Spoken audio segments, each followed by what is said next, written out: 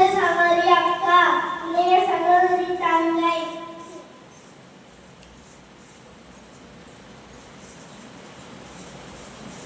அம்மாவின் அக்கா பெரியம்மா, அம்மாவின் தங்கை சித்தி.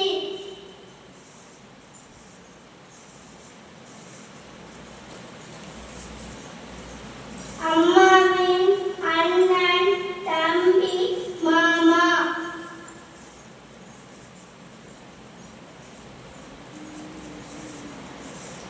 அப்பாவின் அண்ணன் பெரியப்பா, அப்பாவின் தம்பி சித்தப்பா.